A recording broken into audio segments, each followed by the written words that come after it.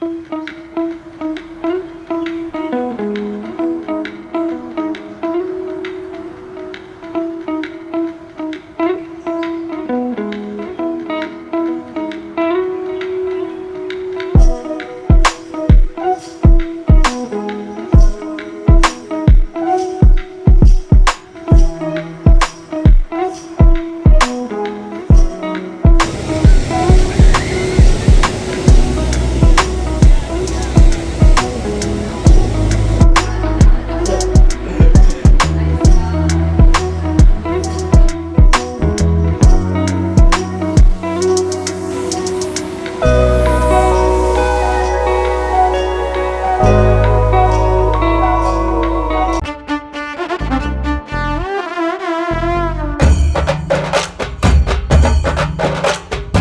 ಎಲ್ರಿಗೂ ನಮಸ್ಕಾರ, welcome back to my YouTube channel.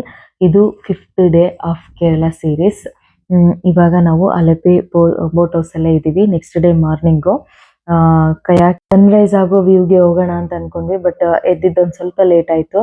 ಹಾಗಾಗಿ ಆಲ್ರೆಡಿ ನಾವು ಹೋಗೋಷ್ಟೊತ್ತಿಗೆ ಸನ್ರೈಸ್ ಆಗೋಗಿತ್ತು. ನಾನಿದು ಬೇಕಾ ಬೇಡವಾ ಅನ್ನೋ ಕನ್ಫ್ಯೂಷನಲ್ಲಿದ್ದೆ. ಇವರು ಇಲ್ಲ ಹೋಗಿ ಬಂದ್ಬಿಡೋಣ ಬಾ ಅಂತ ಹೇಳ್ಬಿಟ್ಟು ಹೋಗಿದ್ವಿ. ನೀವು ಆಲ್ರೆಡಿ ನೋಡ್ಬೋದು, ಸನ್ರೈಸ್ ಆಗೋಗ್ಬಿಟ್ಟಿತ್ತು. ಇನ್ನೊಂದು ಹಾಫ್ ಆನ್ ಅವರ್ ಮುಂಚೆ ಬಂದಿದ್ರು ಸನ್ರೈಸ್ ಸಿಗ್ತಾ ಇತ್ತು ಅನ್ಸುತ್ತೆ, but we missed it.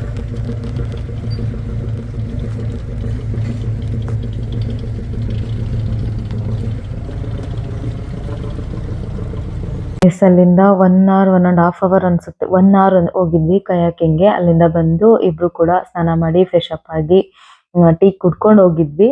Waiting for tiffin. ಅಷ್ಟರೊಳಗೆ ಅವ್ರು ಟಿಫನ್ ರೆಡಿ ಮಾಡೋ ಅಷ್ಟೊತ್ತಿಗೆ ಅಗೇನ್ ನಮ್ಮ ಬೋಟಿಂಗ್ ಸ್ಟಾರ್ಟ್ ಆಗಿತ್ತು. ಮತ್ತೆ ಒಂದು ವ್ಯೂಗೆ ಅಂತ ಬಂದ್ಬಿಟ್ಟು ಮುಂದೆ ಕೂತಿದ್ವಿ. ಅಂದ್ರೆ ಒಂಥರ ಆ ವ್ಯೂನ ಬಿಟ್ಟೋಗೋಕೆ ಅಷ್ಟು ಇಷ್ಟ ಇರಲಿಲ್ಲ, ಬಟ್ ನಮ್ದು ನೆಕ್ಸ್ಟ್ ಡೆಸ್ಟಿನೇಷನ್ಗೆ ಹೋಗ್ಲೇಬೇಕಾಗಿತ್ತು.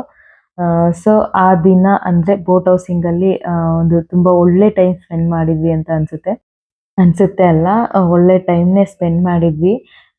ಸೊ ಇದಕ್ಕಿಂತ ನೆಕ್ಸ್ಟ್ ನನ್ನ ಫೇವ್ರೆಟ್ ಬೀಚ್ ಇನ್ನು ನೆಕ್ಸ್ಟ್ ಇವತ್ತು ಅಥವಾ ನಾಳೆ 5th or 6th day beach ಅಂತಾನೆ ನಾವು ಅನ್ಕೊಂಡಿದ್ವಿ, ಅಂದರೆ ಲಾಸ್ಟಿಗೆ.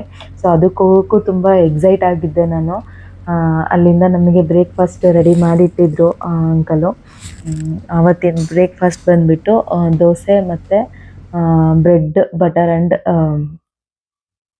ಜಾಮ್ ಇಟ್ಟಿದ್ರು.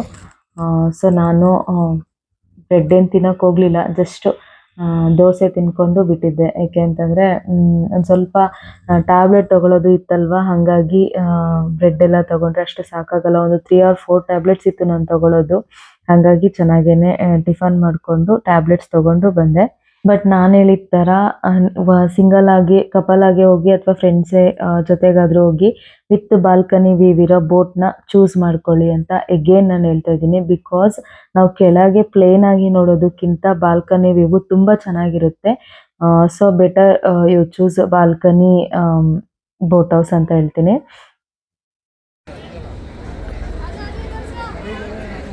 Full queue.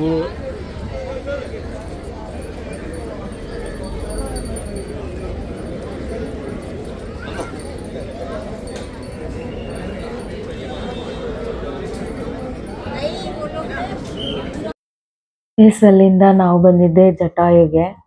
ಇದು ಬಂದು ಕೋಲಂ ಡಿಸ್ಟಿಕ್ನ ಚದಾಯಮಂಗಲಂ ಅನ್ನೋ ಪ್ಲೇಸಲ್ಲಿ Jatayu world largest bird sculpture ಇರುವಂಥ ಜಾಗ. ಸೊ ಟೆಕ್ನಿಕಲ್ ಇಶ್ಯೂ ಅಂತ ಹೇಳ್ಬಿಟ್ಟು ಕೇಬಲ್ ಕಾರ್ನ ಸ್ಟಾಪ್ ಮಾಡಿದ್ರು. ಸೊ ಅಷ್ಟು ಜನ ಇರೋದು ಕ್ರೌಡಲ್ಲಿ ಕೂಡ ನಿಂತ್ಕೊಂಡು ನೋಡಲೇಬೇಕು ಅಂತ ಇವ್ರು ಟಿಕೆಟ್ ತೊಗೊಂಡು ಬಂದರು. So finally we got the ticket steps. Cable car ಸಿಗಲಿಲ್ಲ. 826 steps, 1 kilometer distance total. Means ಇಲ್ಲ, ಕೇಬಲ್ ಕಾರು ಸ್ಟಾಪ್ ಮಾಡಿದ್ದಾರೆ. ಜನ ಜಾಸ್ತಿ ಇದ್ದಾರೆ, ಪ್ಲಸ್ಸು ಏನೋ ಟೆಕ್ನಿಕಲ್ ಇಶ್ಯೂ ಅಂತ ಹೇಳಿದರು. ಸೊ ತುಂಬ ಜನ ಸ್ಟೆಪ್ಸ್ ತೊಗೊಂಡ್ಬಿಟ್ಟಿದ್ದಾರೆ.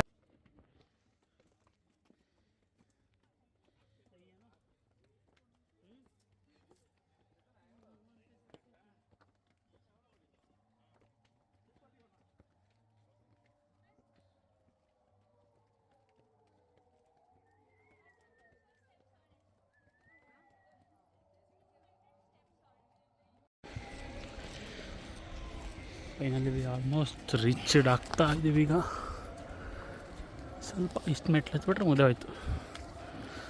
ಬೆಟ್ಟ ಹತ್ಬೇಕಾದ್ರೆ ಅನ್ಸಿದ್ದು ಉಂಟು, ಬೇಕಾಗಿತ್ತ ಇಷ್ಟೊಂದು ನಡ್ಕೊಂಬರೋದು, ಕೇಬಲ್ ಕಾರ್ ಇದ್ರಿದ್ರೆ ಬಂದ್ಬೋದಾಗಿತ್ತು, ಇಲ್ಲಾಂದ್ರೆ ವಾಪಸ್ ಬೇರೆ ಪ್ಲೇಸಿಗೆ ಹೋಗ್ಬೋದಾಗಿತ್ತು ಅಂತ. ಬಟ್ ಬಂದು ನೋಡಿದಾದ್ಮೇಲೆ ನಾವು ಬಂದ್ಮೇಲೆ ಈ ವ್ಯೂ ನೋಡಿ ಹೋಗಿದ್ರೆ ತುಂಬಾನೇ ನನಗೆ ಕತೆ ಗೊತ್ತಿರ್ಲಿಲ್ಲ.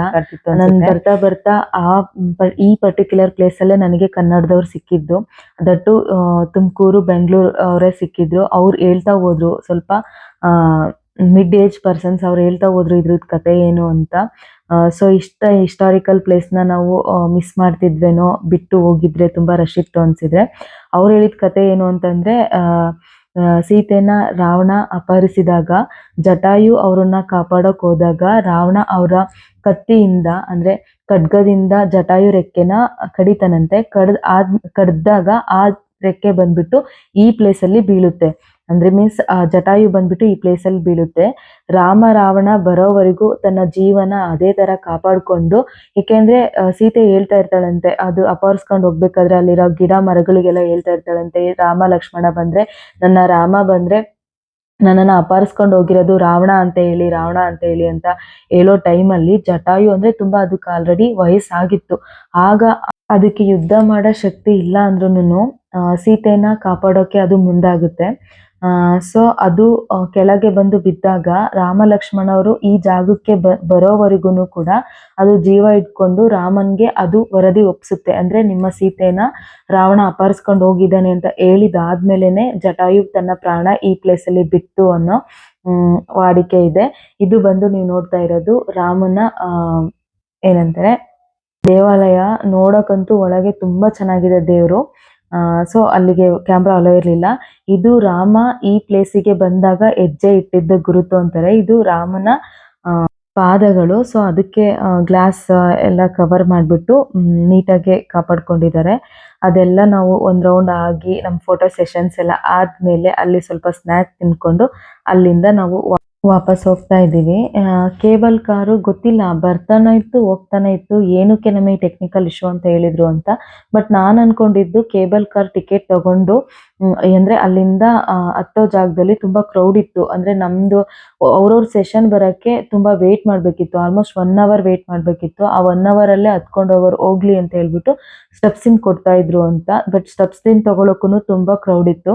ನಾವಂತೂ ಇಬ್ರೇ ಇದ್ವಿ, ಹತ್ತಿದ್ವಿ. ಬಟ್ ಅಲ್ಲಿ ನಮ್ ಜೊತೆಗೆ 5 ತಿಂಗಳು ಮಗು ಎಲ್ಲ ಕ್ಯಾರಿ ಮಾಡ್ಕೊಂಡು ಹತ್ತುತ್ತಾ ಇದ್ರು. ಸ್ಟೆಪ್ಸ್ ಹತ್ಕೊಂಡ್ ಬಂದಿದ್ದು ಕೂಡ ನೈಸ್ ಎಕ್ಸ್ಪೀರಿಯನ್ಸ್ ಅಂತ ಅನಿಸ್ತು. ಅಂದ್ರೆ ಅಲ್ಲಲ್ಲಿ ಸ್ಟೆಪ್ಸ್ ಹತ್ಬೇಕಾದ್ರೆ ಒಳ್ಳೊಳ್ಳೆ ಕೋಟ್ಸ್ ನೋಡಿದ್ವಿ. ಸೊ ಒಳ್ಳೆ ಎಕ್ಸ್ಪೀರಿಯನ್ಸ್. ಅಲ್ಲಿಂದ ನಾವು ಮುಗಿಸ್ಕೊಂಡ್ ಬಂದ್ವಿ. ಆಲ್ಮೋಸ್ಟ್ ತುಂಬಾ ಟೈಮ್ ಆಗಿ ಹೋಗಿತ್ತು. ಮಧ್ಯಾಹ್ನ ಊಟ ಬೇರೆ ಮಾಡಿರ್ಲಿಲ್ಲ. ವರ್ಕಳ ಬೀಚ್ಗೆ ನಾವು ರೀಚ್ ಆದ್ವಿ. ಅಲ್ಲೇ ಬೀಚ್ ಹತ್ರನೇ ಏನಾದರೂ ತಿನ್ಕೊಂಡ್ಬಿಡೋಣ ಅಂತ ಹೇಳ್ಬಿಟ್ಟು ಡೈರೆಕ್ಟ್ ನಾವು ಬೀಚ್ ಹತ್ರನೇ ಬಂದ್ವಿ. ಆಲ್ಮೋಸ್ಟ್ ಟೈಮ್ ಆಗಿಬಿಟ್ಟಿದೆ ಅಲ್ಲ ಅಂತೇಳಿ.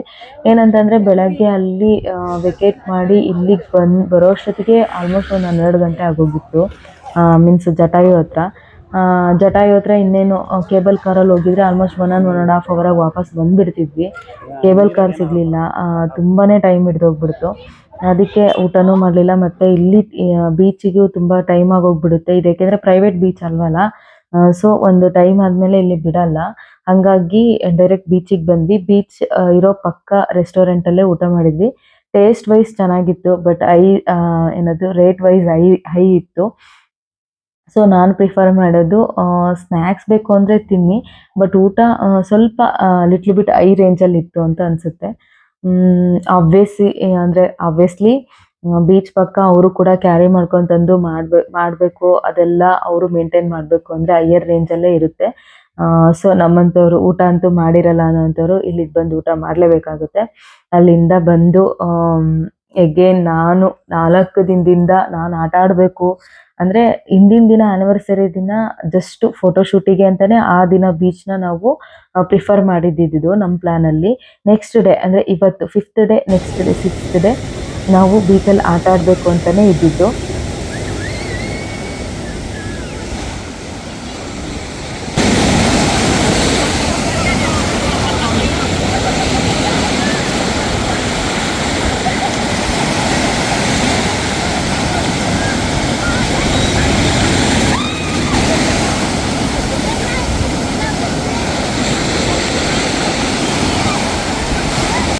ಆದರೆ ಇಲ್ಲಿ ಕೂಡ ಆಟ ಆಡೋಕ್ಕೆ ನನಗೆ ಟೈಮೇ ಸಿಗಲಿಲ್ಲ. ಏನೊಂದು ಹಾಫ್ ಆನ್ ಅವರ್ ಬಂದ್ವಿ, ಸನ್ಸೆಟ್ ಅಂತೂ ನೋಡ್ಕೊಂಡ್ವಿ.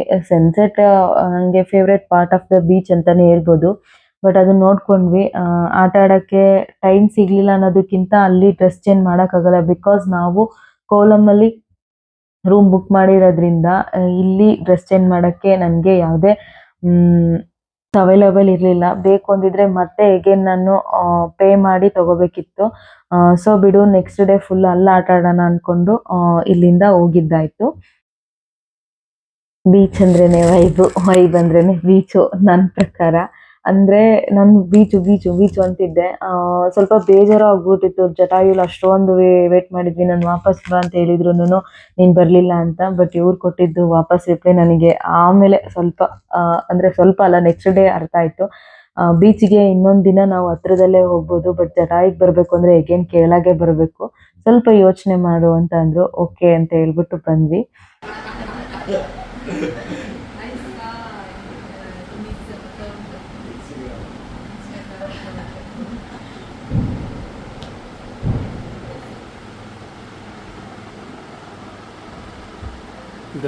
ಸರ್ಪ್ರೈಸ್ ಆಫ್ ದಿ ಡೇ ಅಂತಂದ್ರೆ ಅಭಿನ್ನು ಅನ್ಎಕ್ಸ್ಪೆಕ್ಟೆಡ್ ಆಗಿ ಅವ್ರ ಮನೆಗೆ ತಗೊಂಡು ಮುಂದೋಗಿ ಇದು ನಮ್ಮನೆ ಅಂತ ನಿಲ್ಲಿಸ್ಬಿಟ್ರು.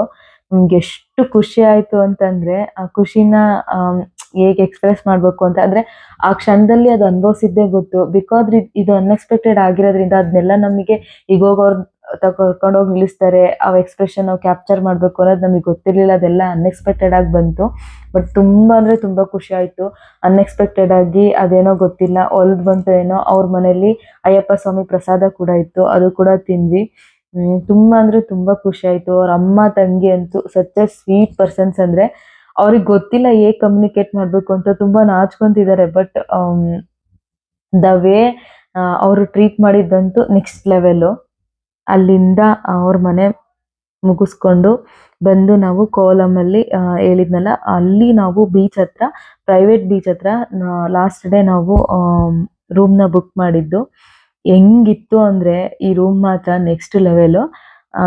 ಸ್ವಲ್ಪ ಲಿಟ್ಲು ಬಿಟ್ ಕಾಸ್ಟ್ ಹೈಯರ್ ರೇಂಜ್ ಆದ್ರೂ ನಮಗೆ ಈ ವ್ಯೂ ಸಿಗಬೇಕು ಅಂತಂದರೆ ಅಷ್ಟು ನಾವು ಪೇ ಮಾಡಲೇಬೇಕಾಗುತ್ತೆ. ಬಟ್ ರೂಮಿಂದ ಬಾಲ್ಕನಿಯಿಂದ ಇರೋ ನನ್ನ ಬೀಚ್ ವ್ಯೂ ನೆಕ್ಸ್ಟ್ ಲೆವೆಲು. ನನಗೆ ಈ 6 ದಿನದಲ್ಲಿ ಅಲೆಪಿ ಬೋಟ್ ಹೌಸು ಮತ್ತು ಅದಕ್ಕಿಂತ ಒಂದು ಹೈಯರ್ ಲೆವೆಲ್ ಇಷ್ಟ ಆಗಿದ್ದು ಲಾಸ್ಟ್ ಡೇ ಬೀಚ್ ಸೈಡ್ ನನ್ನ ರೂಮು. ಎಗೇನ್ ನನ್ನ ಕನಸು ಅಂದರೆ ಈ ಥರ ನಾನು ನನ್ನ ಪಾರ್ಟ್ನರ್ ಜೊತೆ ಈ ಥರ ಮಿಡ್ ನೈಟಲ್ಲಿ ನಾವಿಬ್ಬರೇ ಸಮುದ್ರದ ಹತ್ರ ನಡ್ಕೊಂಡು ಮಾತಾಡ್ಕೊಂಡು ಹೋಗ್ಬೇಕು ಅನ್ನೋದು ನಮ್ಮದು. ಅದು ನೋಡು ಎಷ್ಟು ದಿನದ ಕನಸು, 3 ವರ್ಷದ ಆ್ಯನಿವರ್ಸರಿಲಿ ನನ್ಸಾಯ್ತು ಅಂತ ಅನ್ಕೊಬೋದು. ಈ ಕನಸೆಲ್ಲ ನನ್ಸು ಮಾಡೋಕ್ಕೆ, ನನ್ನ ಬಕೆಟ್ ಲಿಸ್ಟಲ್ಲಿರೋ ಕನಸನ್ನ ನನ್ಸು ಮಾಡೋಕ್ಕೆ ನಿಂತಿರೋದು ನನ್ನ ಹಸ್ಬೆಂಡು ಅಂತ ಹೇಳ್ಬೋದು. Such A sweet person. ಯಾರ ಕಣ್ಣು ಬೀಳದೇ ಇರಲಿ ನಮ್ಮಿಬ್ಬರ ಮೇಲೆ. ಅಂದರೆ ನಿಮ್ಮ ಕನಸುಗಳನ್ನ ಏನೇನು ಕಟ್ಟಿರ್ತೀರೋ ಅದನ್ನ ನನ್ಸು ಮಾಡೋ ಆದಿಲಿ ಇಬ್ಬರು ನಿಮ್ಮ ಪಾರ್ಟ್ನರ್ ಒಟ್ಟಿಗೆ ಕೂತು ಮಾತಾಡ್ತಾ ಇರಿ. ಒಂದಿನ ಅಲ್ಲ ಅಂದರೆ ಇನ್ನೊಂದೇ ದಿನ ಅದು ಕಾರ್ಯರೂಪಕ್ಕೆ ಬಂದೇ ಬರುತ್ತೆ. ಮೀನ್ಸ್ ನಾನಿದನ್ನು ನನ್ನ ಇಮ್ಯಾಜಿನೇಷನ್ ಇದ್ದಿದ್ದು ನನ್ನ ಪಾರ್ಟ್ನರ್ ಸಿಕ್ಕ ಮೇಲೆ ನಾವು ಈ ಥರ ಇರಬೇಕು ಅಂತ. ಬಟ್ ಅದಾಗಿದ್ದು ನನ್ನ ಪಾರ್ಟ್ನರ್ ಸಿಕ್ಕಿ ಒಂದು 3 ಇಯರ್ಸ್ ವೆಡ್ಡಿಂಗ್ ಆ್ಯನಿವರ್ಸರಿಗೆ. ಸೊ ಎಲ್ಲದಕ್ಕೂ ಒಂದು ಟೈಮ್ ಬರಬೇಕು, ಕಾಯಬೇಕಾಗುತ್ತೆ, ಇಬ್ಬರು ಪೇಷನ್ಸಾಗಿ ಇರಲೇಬೇಕಾಗುತ್ತೆ. ಸೊ ಯಾವುದೇ ಒಂದು ಕನಸು ಕಟ್ಟಿದ್ರು ಅದನ್ನು ನನ್ಸು ಮಾಡೋ ನಿಟ್ಟಿನಲ್ಲಿ ಎಲ್ಲರೂ ಶ್ರಮ ಪಡಿ ಆ ಕನಸನ್ನ ನನ್ಸು ಮಾಡ್ಕೊಳ್ಳಿ. ಇದೇ ಲೈಫ್ನ ನಾವು ಜೀವಿಸ್ಬೇಕಾಗಿರೋ ರೀತಿ ಕೂಡ. ಸೊ ನಾನು ಹೇಳಿದ್ರಲ್ಲಿ ಏನಾದರೂ ತಪ್ಪಿದರೆ ಕ್ಷಮಿಸಿ. ಬಟ್ ನಾನು ಅಂದ್ಕೊಂಡಿರೋ ಲೈಫ್ ಇದೇನೆ. ಆ ಲೈಫಲ್ಲಿ ನಾನು ಬಾಳ್ತಿದ್ದೀನಿ ಕೂಡ, ಬಾಳಿಸ್ತಿದ್ದಾರೆ ಕೂಡ. ಜಗಳ ಎಲ್ಲರಲ್ಲೂ ಆಗುತ್ತೆ. ನಾನು ಸೋಷಿಯಲ್ ಮೀಡಿಯಾದಲ್ಲಿ ತೋರಿಸ್ತಿದ್ದೀನಿ ಅಂದರೆ ನಾವಿಬ್ಬರು ಹಿಂಗೆ ಇರ್ತೀವಿ ಅಂತಲ್ಲ, ಅಥವಾ ಜಗಳ ಆಡೋದೇ ಇಲ್ಲ ಅಂತಲ್ಲ, ಅದನ್ನು ಆಡ್ತೀವಿ. ಎಲ್ಲದನ್ನೂ ತೋರ್ಸೋಕ್ಕಾಗಲ್ಲ. ಬರೀ ಜಗಳನೇ ಆಡ್ತಿರಲ್ಲ, ಪ್ರೀತಿನೂ ಮಾಡ್ತೀವಿ ಎಲ್ಲ. ಸೊ ಎಲ್ಲರೂ ಚೆನ್ನಾಗಿರ್ರಿ, ಎಲ್ಲರಿಗೂ ಒಳ್ಳೆಯದಾಗಲಿ. ಈ ವಿಡಿಯೋ ನಿಮ್ಮೆಲ್ರಿಗೂ ಇಷ್ಟ ಆಗಿದ್ರೆ ಲೈಕ್ ಮಾಡಿ, ಶೇರ್ ಮಾಡಿ, ಕಮೆಂಟ್ ಮಾಡಿ, ಸಬ್ಸ್ಕ್ರೈಬ್ ಮಾಡ್ಕೊಂಡು ವಿಡಿಯೋ ನೋಡಿ. Thanks for watching. Bye, take care.